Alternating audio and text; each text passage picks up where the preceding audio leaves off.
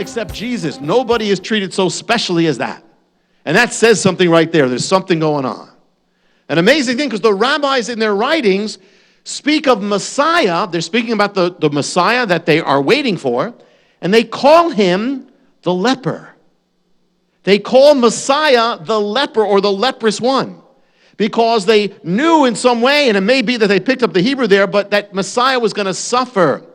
In the Talmud itself, the writings of the rabbis, in the book of Sanhedrin, 98a, it tells a strange story where a rabbi asked Elijah how he can find the Messiah. Elijah, because he's the one to prepare the way, tells him, interestingly, he says, go to the gates of Rome, go to the gates and find there the lepers, unwinding their bandages, and he goes there, one of the lepers greets him, and the rabbi asked the leper, when will the master, Messiah, come? The leper answers, today. The rabbi returns to Elijah, who asks him, well, what did the Messiah say to you? In other words, Elijah in this story is saying, the rabbi story is saying that the leper was Messiah. Messiah was the suffering one. The rabbi answers Elijah saying he said he would come today. In other words, the leper again was Messiah. But the rabbi protests to Elijah. He said that he lied to me. He said he'd come today, but Messiah has not come. Elijah responds, no, he was quoting the Psalms where it is written, today if you hear. Interesting. Because the book of Hebrews uses the same verse and says, Messiah has come, but today if you hear. In other words, he's come. It's kind of like saying, he's come, but you aren't listening. The Talmud is implying that Messiah has come, but they call him the leprous one. Isaiah 53 has a link there.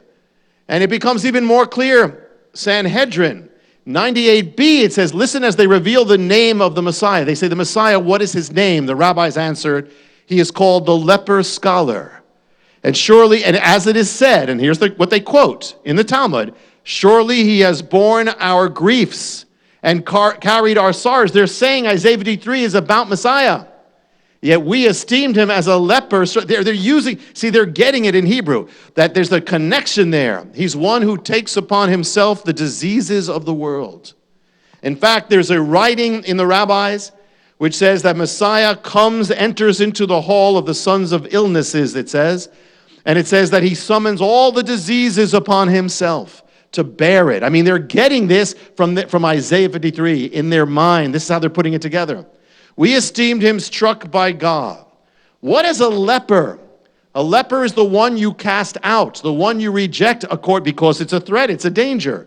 Messiah is called the leper. The rabbis say Messiah will be a leper, and Yeshua is the one who has been treated as a leper for 2,000 years. And all the book that this is all in the Talmud, what's the name of that book? The name of that book is Sanhedrin, the book of Sanhedrin, named after the very council that judged him and cast him out. And he becomes the savior of the Gentiles. He was cut off out of the land of the living for the transgression of my people to whom the stroke was due. He was innocent. See, the point of the sacrifice is innocent. But the sacrifice takes upon the sins of the person offering it. So here Messiah he is not the leper, but he becomes as one who is sick, who is not whole, who is judged, who is rejected, so he can redeem all those who are sinful, who are rejected, who are outcast, who are not whole, and make them whole. He's the Passover lamb. The Passover lamb is the one who does what? The Passover lamb is the one who takes upon himself, or it's put upon him, that lamb is struck by what? By the plague, the last plague. In the account of Passover, Exodus, only the last and 10th plague is actually called negah, same word.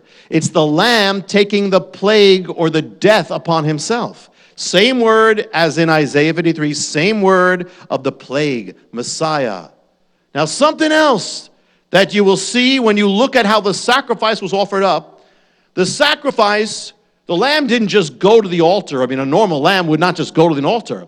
It had to be brought to the altar, had to be led to the altar, had to be taken to the altar. And you see in Leviticus again and again, it talks about take the sacrifice and lead it to the altar. The lamb had to be led to the priest and then led to the altar. The bringing of the lamb was a ceremonial thing called the hikriv. We talked about that. It means the bringing near, the taking of the lamb to the altar. Isaiah 53, what does it say now? But not about a man. It says he was led to the slaughter. He didn't just go, he was led to the slaughter. He went as a lamb led. By oppression, Isaiah 53, and judgment, he was taken away. Taken away.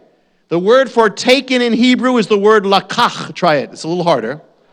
Lakach, taken away, is the same word that's used in the first command about the lamb in Exodus 12. When God says, take a lamb.